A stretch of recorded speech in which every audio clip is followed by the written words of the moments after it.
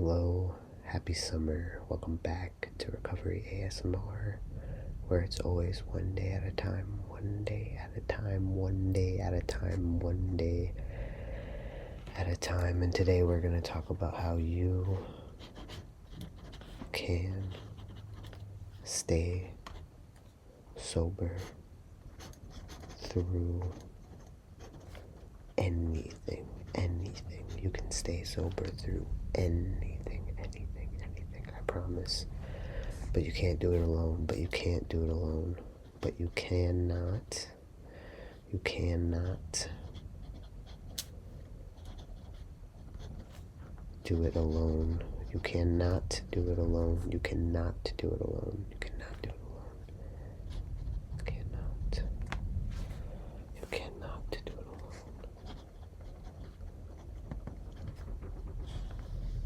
You cannot do it alone. From the big to the small, you can. My cat that I loved very much, I called him my biological son. He passed away. It was devastating. It was his time, of course. Absolutely nothing happens in God's world by mistake. But I shared my pain and my grief at my home group. I shared my pain and my grief with my loved ones and family that I get to have. I get to have all these close relationships now because I'm sober.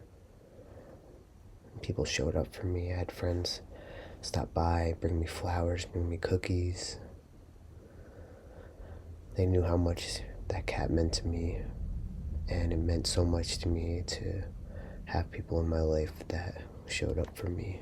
They showed up for me because I'm sober one day at a time, and I show up for them, But I cannot do it alone. That same week, I hit a deer with my car that I just finished paying off. I've had this car since 2016, and I bought it at a time when I was really down bad, and it got me through so many things. This car got me through so many things. It was my Prius.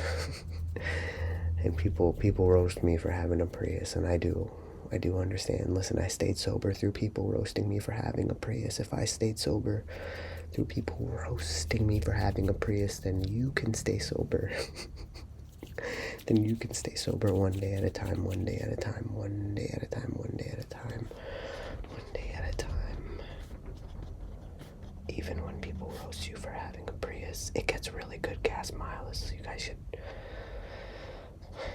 try it. Even when roasted for Prius. But I hit a deer, which in and of itself is quite devastating to have hit a deer. It was honestly scary. I did my best to avoid it, and it still happened, and I guess it was its time. Absolutely nothing happens in God's world by mistake, but that one felt bad. And I was able to drive home no problem, and none of the humans in the car were injured, but it was very sad, and we stopped and we said a prayer, and I stayed sober. I went to sleep. I woke up the next day, and I looked at my car, and the bumper was sticking straight out like a weird ear. My poor Prius and its weird ear. So I called the insurance company, and I filed the claim, and they said, okay, you can take it in. I said, I don't think I can drive it. They said, okay, we'll cover your rental. I said, wow, I can stay sober through anything, even with this sick, slick little rental that I have. One day at a time. I was freaking out. I wouldn't be able to go and help my sister move. I didn't think they'd let me have the rental for enough days. When I found out how many days they were saying it would take to get the diagnostic, and And all of this could sound really boring, but you might have a similar situation that you're going through that's logistically just a nightmare, and you're thinking to yourself, how am I going to do it? How am I going to deal with this one step at a time, one step at a time, one step at a time, reaching out for help, reaching out for help. I went to my meeting. At first, I didn't have a car. I was borrowing cars. It was very stressful, borrowing cars. I get the rental. They do the diagnostic, and they tell me, your Prius has been deemed a total loss, total loss, total loss. My Prius had been, my precious Prius, my precious, very roastable, very hideous, very, very good on gas miles Prius had been deemed a total loss. It had been deemed a total loss the same week that my beloved cat son passed away. I said, no more total loss this week. I've had my fill of total loss this week. No more total loss this week. Please, no more. And they said, no, it's a total loss. I said, really? It's a total loss? Right after I finished paying it off. They said, yeah. But then they said, we'll write you a check. I said, okay, write me a check. They wrote me enough of a check that could potentially cover me for a down payment. But I had all these steps. I had to do to get the check for the down payment on a new car. And I'm like, okay, all right, I can do this. I still had the rental for enough time to go to a city about 6 hours away from where I lived to help my sister move. She needed a car. She needed a ride home from our hometown, and she needed help moving. So I said, I'll drive you home. I'll help you move with the rental, and I'll work from your apartment. And that's when I got the call. While I was there helping my sister move. I got the call that my sponsor was in the ICU. My sponsor was in the ICU, and I was 6 hours away. Something had happened, and it was very traumatic for everyone, but especially for my sponsor, obviously. And I'm 6 hours away, and I can't show up the way I want to because I was showing up for someone else. I was being of service in a different way. And so I just had to trust that my sponsor was being taken care of. And of course my sponsor was being taken care of because my sponsor's in AA, and they have their own community and people that can show up. That's what comes with the territory of the fellowship. And that's how I found out. I had people call and let me know, and keep me in the loop. And I remember times when I was drinking, people didn't bother telling me when someone died because they were like, well, you're unavailable, largely missing, at large. You're often at large. You're often largely missing. Weren't sure that I cared, or they just assumed that someone else told me, and no one felt close enough to me to be the one to reach out and say, this person died, you should probably know, or like this person is going through this thing, you should probably know. And now I'm very plugged into a community, and that's because I cannot do it alone. I can stay sober.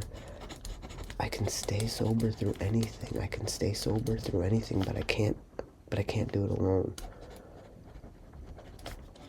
But I can't do it alone.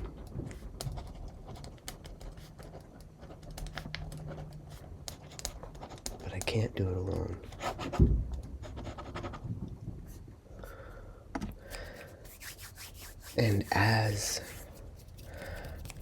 I'm going to drive home, as I'm finishing helping my sister move, and it's a city, so you're parking, weird double parking, and you're sweating, and you're moving up and down so many stairs, and you're so grateful that you helped her pay for movers, and that you're even sober enough to have the kind of money that it takes to help out your younger sibling to pay for movers, because Lord knows, higher power knows that before you were sober, you didn't have money. You were scraping together nickels to buy 40s. The guy at the convenience store was like, again with the nickels and the dimes. And you were like, it's all I got. I overdrew my account again, and I have my master's degree. That was you. That's me doing an impression of you, not of me. But you're helping your sister move the final pieces that didn't fit in the mover truck. And you're up and down the stairs, and You help her set up her bed frame, and you're helping her cat get adjusted and teaching her how to use her new washing machine, and you think, this is amazing. I get to be of service. I get to make these living amends to my sister, who had to endure some very, very stressful times, especially when it came to driving and doing that particular drive from your hometown to where she lives now, 6 hours away. You remember times when you put her in maybe dangerous situations because of your driving or your mental state, whether it's under the influence of something, might just be your emotions even, right? Because sobriety for me is it goes beyond substances, and it goes into a realm of emotions, and so to be sober of mind, body, and spirit, starting with the body, getting the mind and spirit in line. I mean, it's a beautiful thing. And so you're looking on the bright side, and I realize I told the story lightly out of order, because you're thinking, I'm gonna drive home the visiting hours for the ICU. Well, it's 5 hours away, and I won't get there until 2 in the morning. It's 24-hour visiting, so I can go and sit with my sponsor. And I have my step working book with me. I have my step working guide. And so I can just sit and I can just write the answers to the questions of the step that I'm on with my sponsor. And just sit there and just be among the beeps and the boops. And because your sponsor's family lives far, far away, so you can be that family while they fly in. And as you're driving, you get a call. That's when you get the call. That's when you get the call about your biological cat son, and the vets have done a quality of life assessment, and they're going to put him down. And you're 5 hours away. And you can stay sober through anything, but you're thinking something's got to give. Something's got to give, Alarm is going off. And then you're doing your little weird YouTube channel, Recovery ASMR, one day at a time, and your phone goes off. And you can stay sober through that. You can stay sober through your phone going off in the ASMR chat. You can stay sober through the background noises that you're excited to explain in a second, but you can't just yet, because it would ruin the story that you already messed up by telling it out of order. But boy, was it a crazy June. Boy, oh boy, was it a crazy June. And so you think, I have to make it in time, and you are so blessed, because while all of this is so chaotic and awful and crazy in ways that are boggling your mind, they tell you, they say, we can wait until you get here. He's had the labored breathing for many days now, and it has only gotten worse, and it is time, but it should be okay. And now I'm lightly smiling during a very sad story, because my sleeper app is going off, but I can stay sober through it being my turn to pick in fantasy football. And I can put it on Do Not Disturb. It's sober. I can do it sober. Sober. I can do it sober. If I can do it sober, you can do it sober. And I know it's silly, goofy, but this is one of the prizes, one of the things that I earn and get to keep in my sobriety is a different way of looking at things. That it's not personal. It's not about me. There's so many bigger things. There's so many other people living their lives, and I'm just here looking for ways to be of service, and somehow I was able to go and help my sister move and make it back in time to say goodbye to my beautiful, perfect biological cat son, and cry. I mean, cry in ways I haven't cried. I mean, listen, some people say they get sober and suddenly they can cry. So weirdly the opposite happened for me, where I only cried when I drink. I don't know if that'll catch up to me somehow, but I just am like not a crier anymore. I will punch a dry wall.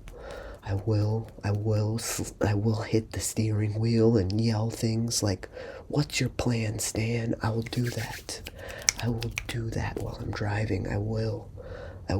Depth perception, perception. How deep is your love? What do? But you get to say goodbye and you get to cry.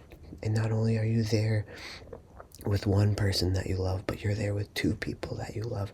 And one of them who is feeling the pain and the grief and the sorrow as deeply as you are, and the other one who is feeling pain and grief and sorrow, but is ultimately there as a part of your concentric circle that supports you, right? Like they're there to be there for you, and they're sad for you and with you, but they're there to support and be there for you. And it's just a beautiful moment where the triangle is once again the strongest shape, and you get to cry and grieve and mourn and drive home and feel so surreal and think, I wasn't ready for that, and I have to go see my sponsor in the ICU. But God's got your back. You're gonna go to sleep. You're gonna see what the deal is tomorrow. Because maybe if you had made the trip to the ICU, you wouldn't have even been able to get in. God's got a plan. Things work out the way they work out. You got to say goodbye. You made it back. You didn't even stop to pee. Not once. It's pretty nuts, man. Freaking totally tubular, dude. You didn't stop to pee. You didn't drive the speed limit either, but listen. One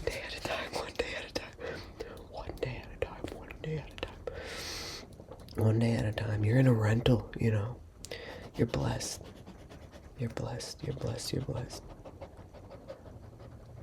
And so you have 48 hours to give the rental back. You gotta somehow get over to see your sponsor. And you do, and you get to sit there and you get to work the steps in the room, and a lovely, perfect friend comes with you and is there for you and supports you, and you get to have that. You get to have that support because you are also available for showing up for other people in a way you could never be before. And you don't go and make it about you at the hospital like you did in the past. The last time someone close to you was in the ICU, you stayed up all night.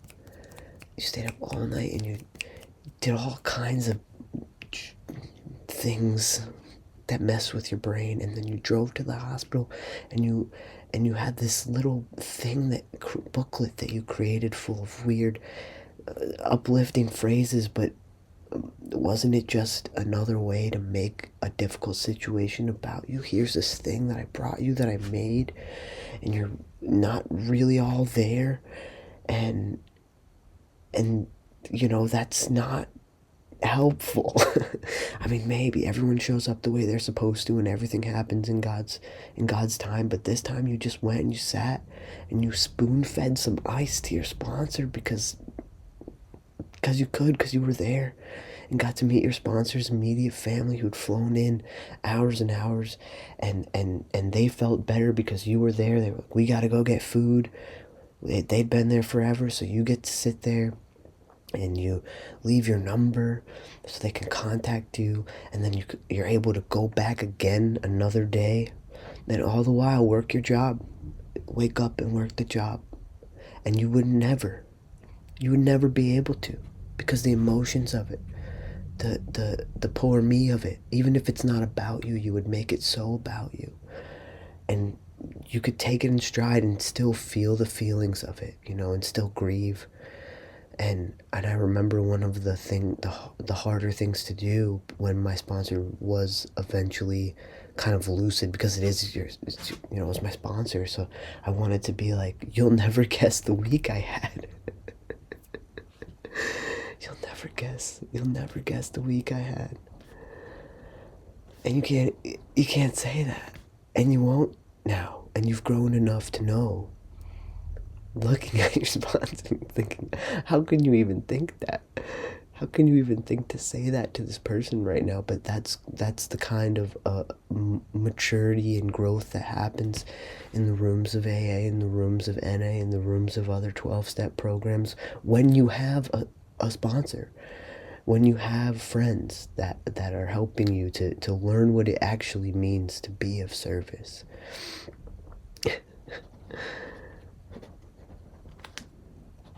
And you get to sit there and help your sponsor kind of make sense of what happened to them. And I didn't even tell my sponsor about my cat or my car until they were back at home. And I had enough people in my life to talk to where all my eggs, so to speak, aren't in one basket anymore. And what I mean to say is, if you keep showing up, right, you keep going to your home group, you keep going to other groups, you engage in other sober activities, you have other people you can share with. And that's exactly what it was for me. I had so many different people I could talk to, and I stayed sober through it all. I could stay sober through it all. At the same time all of this is happening, your other sister's having complications with her pregnancy.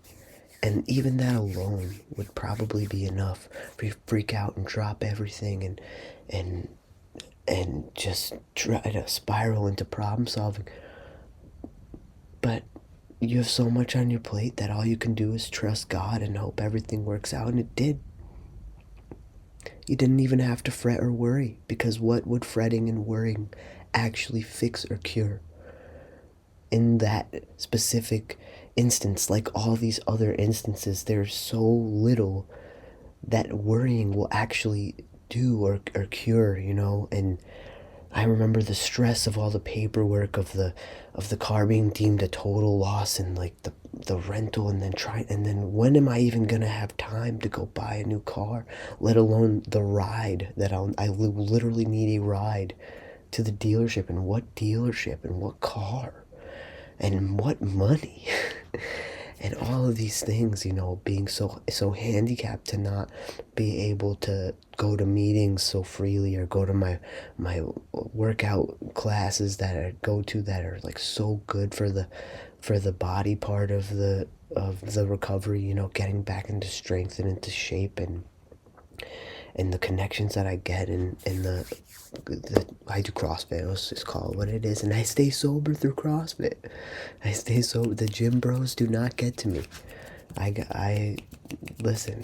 The culture, the highly competitive culture of whatever the thing is that you're really into, and I'm sure alcohol is integrated into that, and I don't even think about it. That's not what I'm there to do. I'm there to work on myself, because of all the other implications that what it means for me to not stay sober. All these things, all these ways that I show up, all these ways that I'm of service, they don't happen. They don't happen if I indulge in a beer after the big Murph event on a Memorial Day weekend or whatever, right? If after my softball game, the team, they go out for margaritas, if I go and I say, forget it, I'll have one, I don't get to show up for my family. And it's beyond just disappointing and breaking hearts, and it's damaging, and it spirals, and I know that, and the book tells me that that's what's going to happen. The book tells me that I'm going to chase the feeling of the first drink. I'm going to obsess over the ability to control my drinking. I'm going to obsess so far so that the only outcomes are jails, institutions, and eventually death. I will chase the obsession to control my drinking into the gates of literal death as soon as I start. And so the only way is to never start. The only way is to never pick up that first drink again. But it's too overwhelming. I can't think about it like that. I just have to do one day at a time, one day at a time, one day at a time. One day at a time. I can stay sober through anything, one day at a time.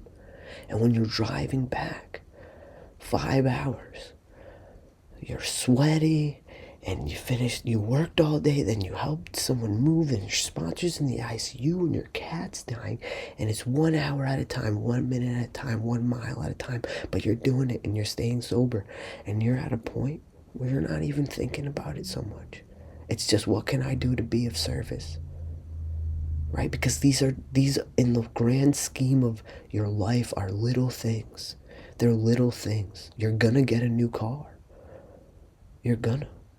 And in this instance, weirdly enough, in July at my sister's baby shower, my partner walks in. I have a teeny tiny little cat from the shelter, another little teeny tiny tuxie.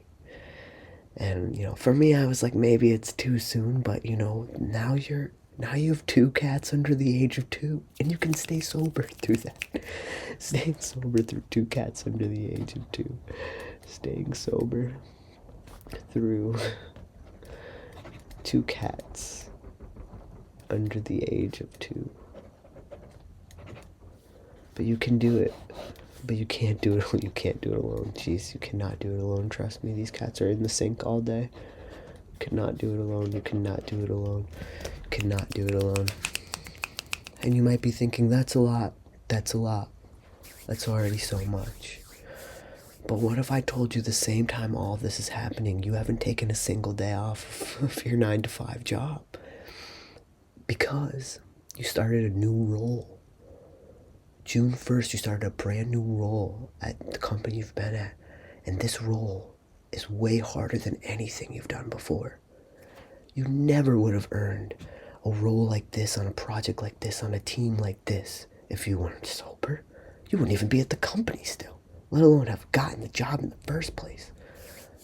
But here you are in your new role, and you are in over your head. You truly have no idea how you are here, but you are figuring it out, and you are not giving up. And as technically challenging as the project is, and as truly sink or swim as you feel in this role, and all the things going on outside, you're just going to work and figuring it out. And you're getting up and you're doing your 7 a.m. meeting on Zoom as much as you can, and you go to your home group every week. You go to your home group every week and you talk to people. And the work stuff is boring. I don't bring it up very much, definitely not in meetings. I think I probably should, because one of the things that has brought me out before is just straight up workaholism. Just straight up. Maybe you should have taken a day off, but what are you going to get, bereavement for your cat? I don't know how that works in corporate America. They don't seem to care about that. I could tell him, the cat's wearing a tux, he's a suit, hey, he would fit in here. But I don't know that they'd care about that.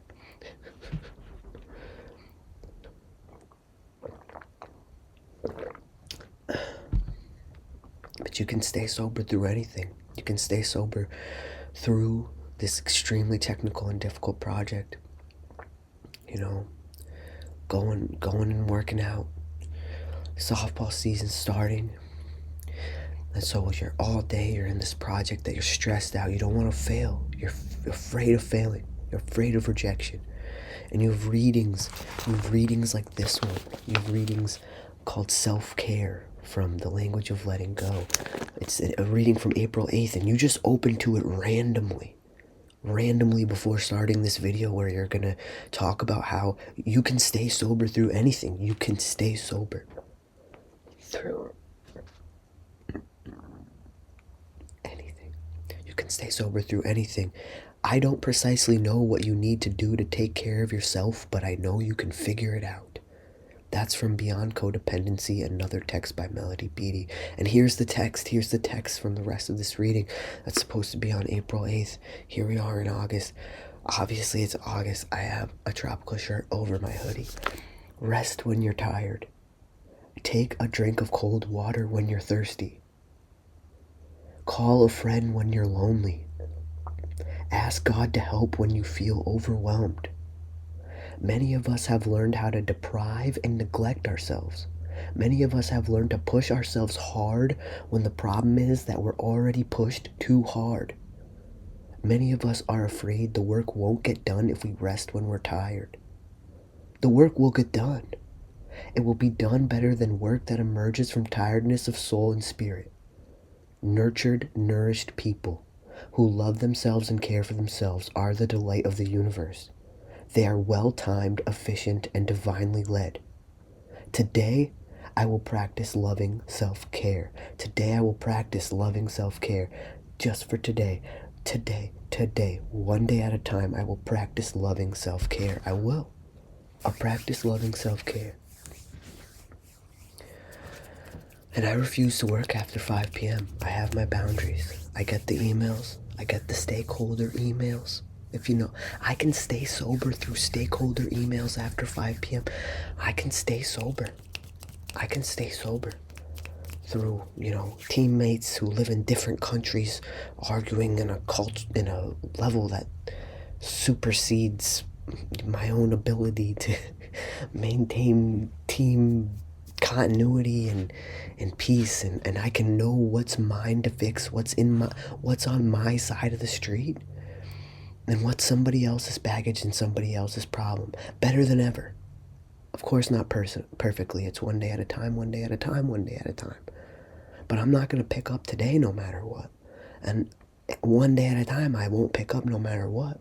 And I'll keep inviting people into my circle who feed my spirit and feed my soul, and hope that I can contribute something back to them, because while all this stuff is happening, you have new friendships developing.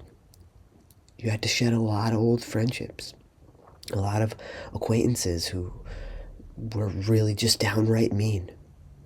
And so certain, social situations that you used to really just go into with like a pure, unadulterated bliss and joy and unfiltered just authenticity that you used to bring to every social interaction and every social setting, you no longer feel like you can do that because of certain social situations that are completely out of your control. That's going to happen. It happens. Not everything is in our control, and in fact, many things are not. Obviously, the way that we react is in our control, and it's been a long journey for me personally to figure out how to react to situations that are just straight up unjust or unfair. When lies are spread, when I'm accused of something I didn't do, it is so hard for me to say, that's out of my control, nothing I can do. Because how do you not defend yourself? And it's a lesson that I have to keep figuring out the answer to, and the only thing I can think is I have to have enough people in my corner that love and trust me, and that can lift me up one day at a time, one day at a time, one day at a time, one day at a time, knowing I can't do anything alone. It's one of the only things that can keep me going, especially through situations like that. And so navigating, the fallout of this giant, very painful social situation, and the way that it plays out in all things leisure and relationship and friendship, and just remembering to one day it will feel okay to be my full, genuine, authentic self in public again. One day I won't feel so under a microscope, and one day the AA promises will come true for me again. Right? There was this fear of people and of economic insecurity that I was told by the promises would leave me, and they did, and they have, and they've certainly gotten better, and the fear of people is back for me in a way that it is one day at a time, and I do need to continue to turn it over to God. And I say the third step prayer every single morning. I say, God, I offer myself to Thee to build with me and to do with me as Thou wilt. Relieve me of the bondage of self, that I may better do Thy will. Take away my difficulties, that victory over them may bear witness to those I would help of Thy power, Thy love, and Thy way of life. May I do Thy will always. And every day I get physically down on my knees and I say that. And I am reminded that all I'm doing right now on this earth is looking for ways to be of service. Obviously, step one is staying sober. I know I can't drink alcohol. It's not an option. So if I can stay sober, I can have more and more opportunities to look for ways to be of service. And the more opportunities I have to be of service, the fuller my soul is and the fuller my life is and the more people I feel connected to, and the more people I feel connected to, the further and further I am from my first drink. And we know, and I know that the first drink is the one that sets the wheels back in motion. Wheels back in motion. You can stay sober through anything. One day at a time, you can stay sober through anything. But you can't do it alone. You cannot do it alone.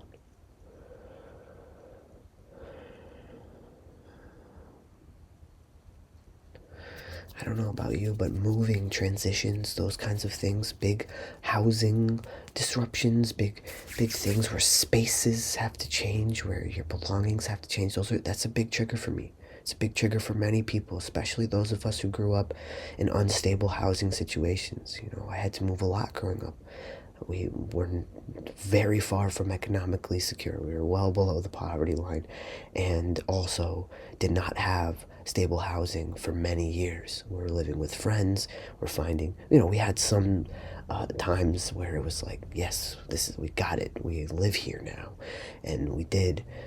Single mother household of 3. We did get to a place where we had, by the time I was 15, we had like a place where we lived now, and I never wanted to move again. And then of course adulthood comes and you have to move. You're going here, you're going there, you're rent and all that stuff. I know so many people have just been completely in a position where they feel like just stuck, financially especially. And if you're there and you're trying to stay sober, I kid you not, the promises will come true. The one about the fear of economic insecurity leaving you, it will come true. I promise.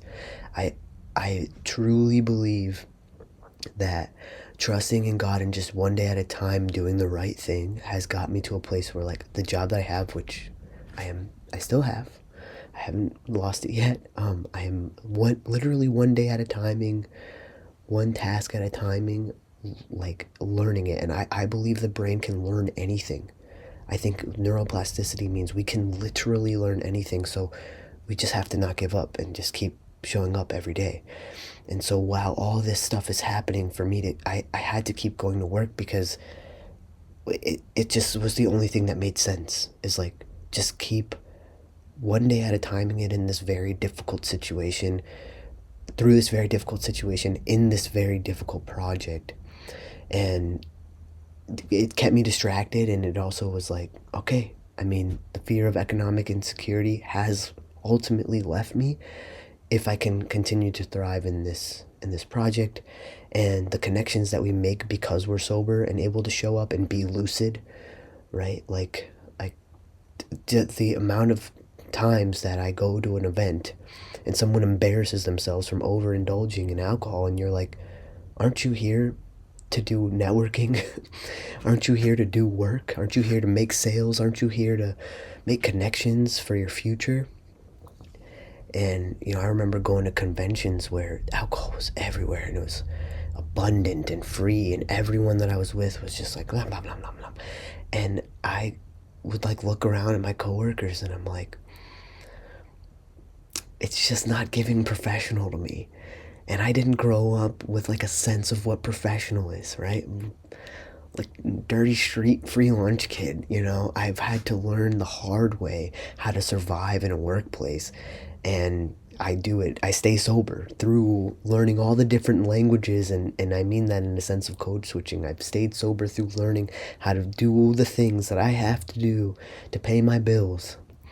I've been able to stay sober through those things, and it means a lot to me. My economic security means a lot to me. And if you're in a position right now where you're like, yeah, I'll never get there, you will. I mean, all I can do is say it, but you will. I remember when I first got sober, I was stuck. I was teaching, and I was the nickels and the dimes, that's real story, overdrawing my account, and then within the first year of my sobriety, the right person came into my life at the right time who took a chance on me. And it's not just that they took the chance on me, it's that I continued through the pandemic to stay sober and show up every day. while people around me were dropping like flies because there's no meetings and there's nothing to do and people have money galore, and and I just stayed on the right track and did not drink for 5 years. I've had this, it's going to be 5 years now, but 4 of the 5 years of sobriety that I had were at this job, and just worked my way up to where I am now by going one day at a time, not giving up, and showing up, and being humble. Like, just when I didn't know what the hell I was doing or talking about, I just said it. I was like, yeah, I don't know what this means. And I can Google it, or I can ask you and have a conversation with you about it. And that kind of humility, it is, I probably learned in AA. I probably learned in 12-step meetings. Just being like, yeah, I don't get the whole, whatever. Keep it simple. That's one of the things I struggle with. I don't. There's some of the unwritten social cues and social norms of AA that I'm just like, I don't get it. And it's like, it works if you work it. What does that mean? And so just asking people and then getting the answers. Well, it works if you works it. It works if you work it means, oh my gosh, it works if you work it means keep coming back to the meetings and then doing the things that are suggested, like the steps, and listening, and so I feel like all that's to say, like, a growth mindset and showing up every day, like, at this job has kept me in the job, and I'm in a place now where I'm like, I don't really have to worry about housing anymore. But I have friends who do.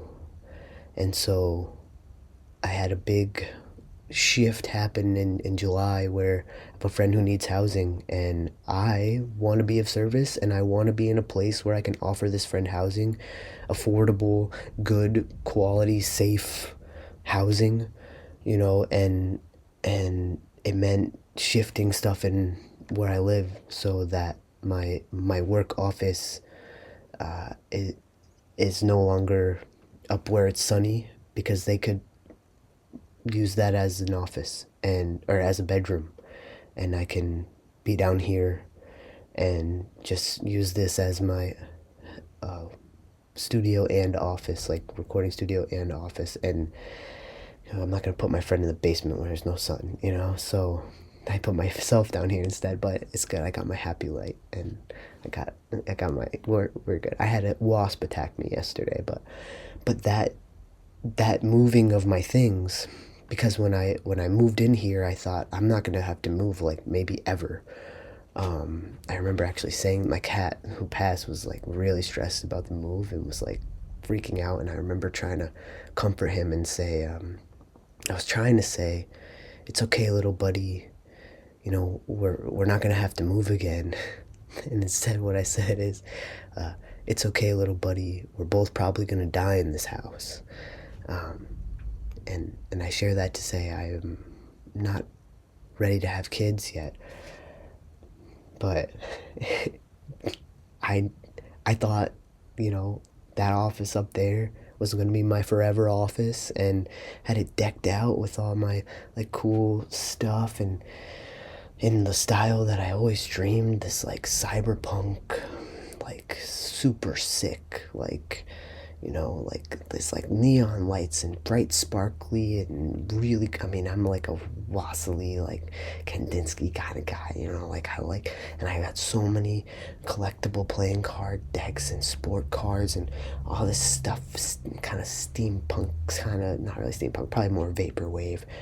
And you can catch, so I had to transition all my stuff to a different space, and it just kicked up so much stuff from my childhood, and I stayed sober through it, because I can stay sober through anything.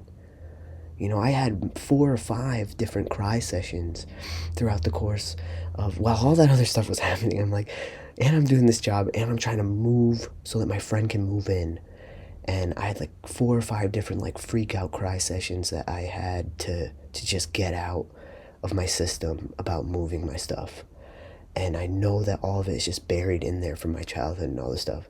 And that kind of stuff won't move through the system if you're burying it with drugs and alcohol. You'll just keep carrying it around without even knowing. I would never have known, because I would have just, like, honestly, I would have pounded a couple beers and would move stuff. I would have thrown stuff in here and been like, it's done. You can move in. But I couldn't get myself to, I was like paralyzed with fear about having to do this transition.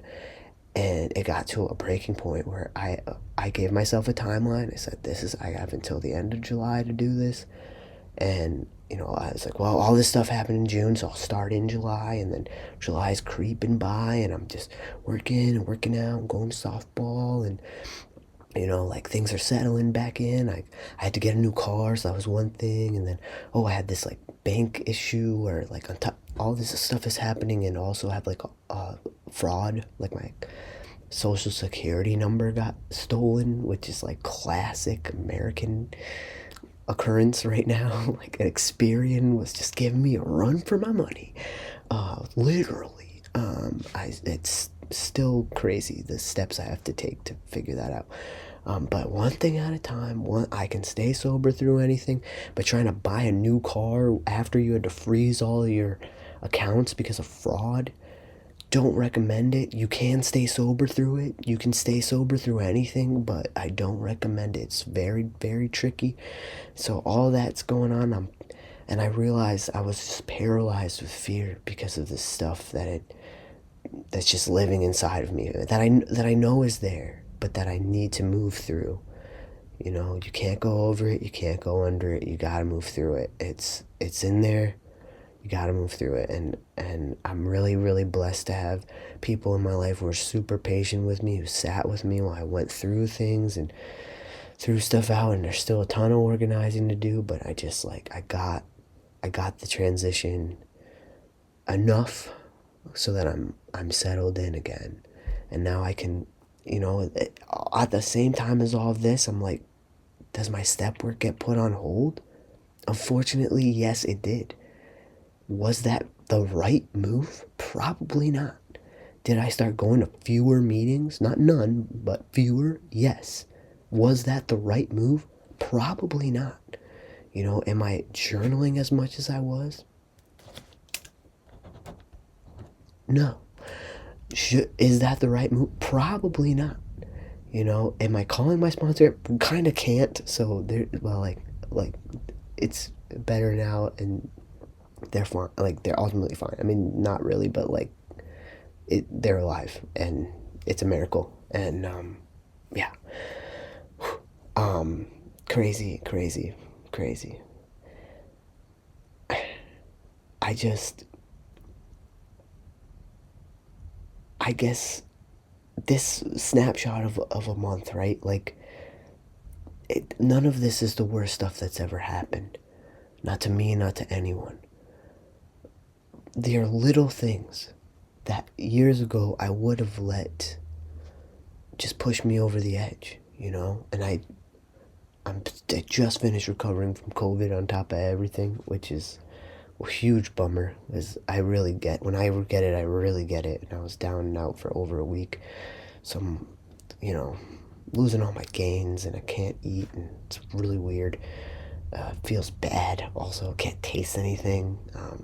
Have been completely quarantined from like my very pregnant sister, obviously my sponsor who's still recovering, the people I live with. One of the people I live with just had a surgery, so I can't really go anywhere in my house for the past week and a half. And like everything's kind of like just all over the place in flux with the changing of the rooms. So we're having a good time. And then I found out like one of my best friends lied to me about COVID. Like, they tested positive and they didn't tell me. And I'm really mad about it. And I know they lied, but they don't know that I know that they lied. And I have to decide, is it worth bringing it up? And I think like all the literature and stuff that I've been doing is like, it's probably worth bringing it up, because otherwise I'm just secretly harboring a resentment that like doesn't make sense to carry around. But I'm so scared. This person has been pivotal in my social recovery after all the crazy stuff that happened last year, that like I'm so scared I'm gonna lose them as a friend. Dude, that stuff is nuts, man. Stuff is nuts. But, it's one day at a time, big time. You know, before I went and helped my sister move, I had this like really bad weekend with I have like a really bad relationship with my mom, who's like my pretty much sole parental figure, and then my stepdad, who's also there. And it was such a horrible, we tried to go on a mini vacation. It was off. Obviously I stayed sober through it. There was a lot of opportunities for me to drink, and I was just like, I can't deal with you. I mean, like, somewhat of staying sober, just being like, I'm not dealing with this. Like, you guys are being toxic, you're making weird choices, you're centering yourselves in a way that's really damaging for the entire family dynamic, and like can't admit your faults, or like, I don't know. There's like a thing that if it weren't for texts like Language of Letting Go and the stuff that I read about in As Bill Sees It, and like the praying every day to be of service, it's like, first of all, I probably would have just like freaked out on them. But like, I also still have to stick up for myself and find ways to do that. So it's like walking this weird line between like, yep, I'm sticking up for myself and not letting you treat me and my sisters like that, but also, I gotta like let certain things go and just be like, people are who they are. I can't control everything, and I can stay sober through that too. Today I practice loving self-care. This has really moved away from any hand flaring, and it's truly just a soft-spoken ramble, but that is maybe what you signed up for. I guess one of the things I've been thinking about is like, people go through insane things, and step one really emphasizes like, do you have any reservations? Do you have any like, if this happens, I will drink? And I think for me, I've had many of those. I've like held on to reservations and been like, well, if this person died, or if I lost my job, if this happens, and it's so important to like talk about those. Go to a meeting and say like, I just, I've been holding on to this reservation, because it's a feeling of step one of like admitting that we're powerless over alcohol and that our lives are unmanageable. Like, if you're powerless over alcohol, it means like you can't use it as a fail safe when things go horribly. It's not gonna help. It's not an option. But there's definitely like parts of me that are like, well, it is my last line of defense, and I have to get to a place where my last line of defense has to be my higher power, and before that is and that's my first and last. But also, like, there's an army, a sea of trusted people as well, that are kind of, they are mitigating and channeling and helping to remind me that I have this higher power that is more powerful and perfect, and can actually for real solve the things that I'm hoping alcohol will solve. If I just trust, if I just take the time, if I take the step back, to listen, and when I'm listening it's telling me to take a step in, then I'm ready to take the action, and really like, okay, like, I'm cognizant, I'm aware of my role in things and how I can keep my side of the street clean, and I'm like thinking intentionally about these interactions with all humans. I don't do that when I'm sober. I mean, pretty much all I'm thinking about I don't do that when I'm drinking, excuse me. Definitely do that when I'm sober. But when I'm drinking, all I'm thinking about is like literally I'm just obsessing over, I'm trying to hide, like, I remember being down here when I relapsed and just trying to like shove Michelob Ultra cans into weird nooks and crannies so that like no one would find them or know what I was doing. It's like, dude, like first of all, who's even looking? And second of all, like, it's 2 p.m. You're at work. Like, not, it was a brief stint, and I know that when I start, I can't stop, so that's why I gotta get intervention. And I just feel like the true intervention is preventative at this point. If you're watching this video, if you're anywhere farther along in your recovery, like working the steps, or maybe you don't have a sponsor yet, but just like keep going to meetings, keep putting your hand up and being like, I need a sponsor. I had to do that for like a month before I got my sponsor. I was getting so frustrated. I was like, what is it about me? Does no one want to sponsor me? And it's just God's timing. Like, it's just the right person at the right time. I went into a meeting. I was a little late. The person who's now my sponsor raised their hand that they were willing to be a sponsor. I missed that. And during my share, I said, I've been looking for a sponsor for like a month and a half. I need a new one. I can't find one. And then, this person who's now my sponsor came up to me and was like, I got you. And I already like loved, like their vibe was just like so perfect for me. And that's the thing, is like the right person at the right time. And if it's not the right person, it's okay. Like, don't give up, keep going, because all the connections you make in 12-step, all the people that you're putting between you and the drink, they're all gonna help you keep learning how to leverage your higher power and your community and your fellowship and everything, like the literature. They're just gonna keep helping you with that. So just don't give up on the idea that like there's hope. Like, basically there's hope. And I never thought, I was like, I'm not even a real true proponent of sponsorship, because it's not really in the literature. It's implied, but it's not the way that it's carried out in modern times is like not the way it's written in the literature. So there's certain ways that certain sponsors are that I push up against, because I'm like, bro, you're being so extra. Like, this is not like you're acting like you're my God, and like I got the book. The book tells me what to do. You're supposed to just be there to help answer questions. And I know dudes who need stuff like that. I know women who need stuff like that, who need a sponsor that's like, you need to call me at 5 p.m. on the dot every day, or you don't care about your sobriety. Like, there's people in my life that needed that structure, and it really worked for them. For me, I'm like, bro, I'm working. Like, I'm doing the next right thing. I can't call you at 5 p.m. on the dot every day. But you know what? I don't know. I've never had a sponsor like that, so maybe it will work for me. But you gotta find what works for you, and for me, just like having somebody who's like, yeah, let's meet up, let's talk about your questions about the steps, and that I see at meetings too, answers my call or calls me back, and it was, I look, the thought that I was gonna lose my sponsor, I was like, bro, I don't even know what I'm gonna do. But it's like, don't make it about you. And ultimately, like, people do die. People leave your life. People relapse. Like, all that stuff is gonna happen, and you have to have no reservations and stay sober through it. So you have to have enough of a safety net to, like, it's not one person that's gonna keep you sober. It's not just your sponsor. Your sponsor's not God. Like, you need the entire triangle. You need to do service. You need to have fellowship. You need to be reading, doing your recovery stuff. Doing the next right thing.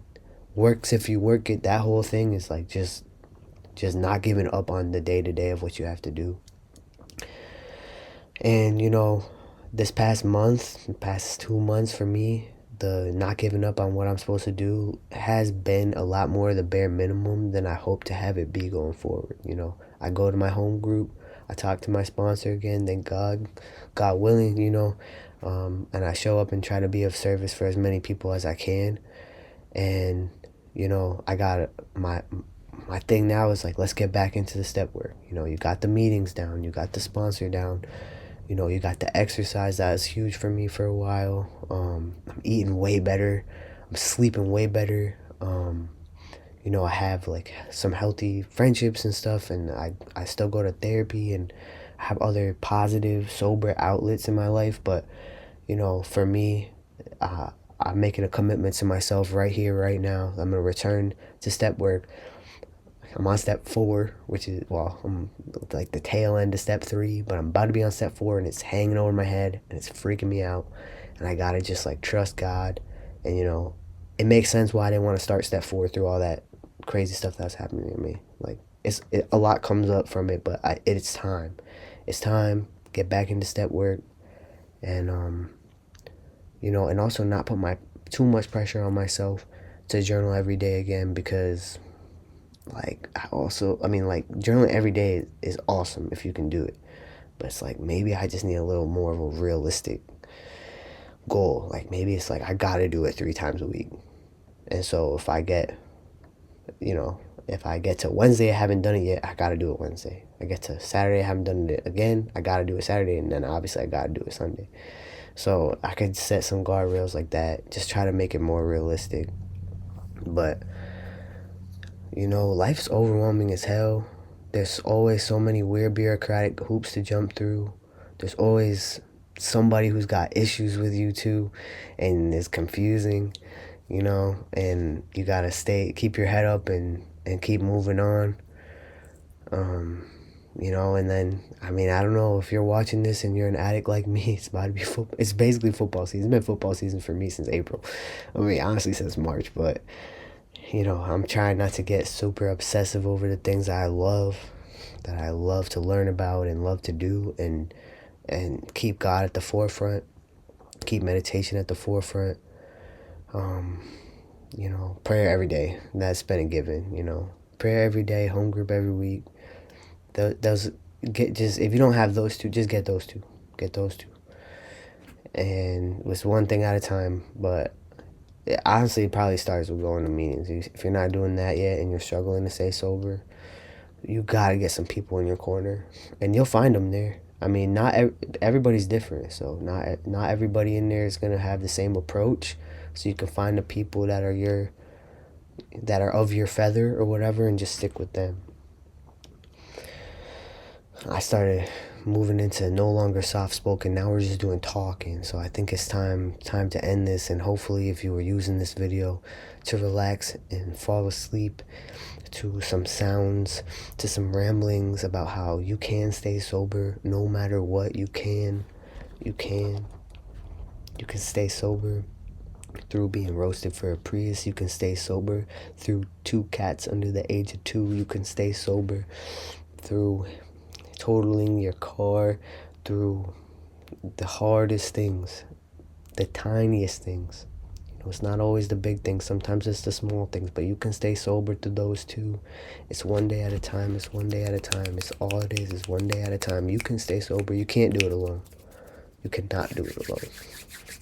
One day at a time, one day at a time. Thank you so much for watching, and I hope that you're having a lovely day. Share some hope with me in the comments, because I need hope too. One day at a time, one day at a time, one day at a time, one